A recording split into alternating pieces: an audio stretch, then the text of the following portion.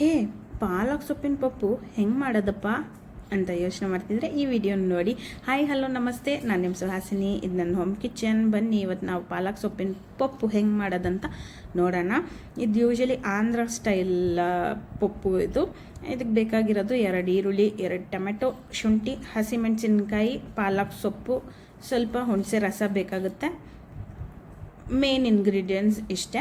ಎಲ್ಲನೂ ತೊಳೆದು ಹೆಚ್ಚಿಟ್ಕೊಳ್ಳೋಣ. ಪಾಲಕ್ ಸೊಪ್ಪು ಜಾಸ್ತಿ ಹಾಕಿ, ಮತ್ತು ಬೇಳೆ ಕೂಡ, ತೊಗರಿ ಬೇಳೆ ನಾನಿಲ್ಲಿ ಉಪಯೋಗಿಸ್ಕೊಂಡಿದ್ದೇನೆ, ಅದನ್ನು ಕೂಡ ಜಾಸ್ತಿ ಹಾಕಿ ನಿಮ್ಮ ಕನ್ಸಿಸ್ಟೆನ್ಸಿ ತಕ್ಕನಂಗೆ ನೀವು ವಾಟರ್ನ ಆ್ಯಡ್ ಮಾಡ್ಕೋಬೋದು.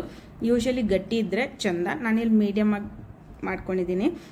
ಸ್ವಲ್ಪ ಬೇಕಂದರೆ ಮೆಂತ್ಯ ಸೊಪ್ಪು ಕೂಡ ನೀವು ಆ್ಯಡ್ ಮಾಡ್ಕೋಬೋದು, ಆದರೆ ಸ್ವಲ್ಪ ಮಾತ್ರ ಹಾಕ್ಕೊಳ್ಳಿ. ಪಾಲಕ್ ಸೊಪ್ಪು ಶುಡ್ ಆಲ್ವೇಸ್ ಡಾಮಿನೇಟ್ ಮೆಂತ್ಯ ಸೊಪ್ಪು ಇದರಲ್ಲಿ.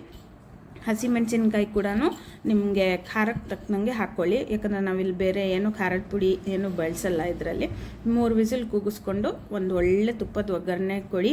ಸ್ವಲ್ಪ ಜೀರಿಗೆ ಕೂಡ ಹಾಕಿ ಒಗ್ಗರಣೆಗೆ ಬಿಸಿ ಬಿಸಿ ಮುದ್ದೆ ಮಾಡಿಕೊಂಡು ಸೊಪ್ಪಿನ ಪಲ್ಯ, ಪಾಲಕ್ ಸೊಪ್ಪಿನ ಪಪ್ಪು ಜೊತೆ ಉಪ್ಪಿನಕಾಯಿ ಹಾಕ್ಕೊಳ್ಳೋದನ್ನಂತೂ ಮರಿಬೇಡಿ. ಹಾಕ್ಕೊಂಡು ತಿಂದು ರುಚಿಯಾಗಿ ಬ್ಯಾಟಿಂಗ್ ಮಾಡಿ ಚೆನ್ನಾಗಿ. ಮುಂದಿನ ವಿಡಿಯೋದಲ್ಲಿ ಸಿಗೋಣ. ಬಾಯ್.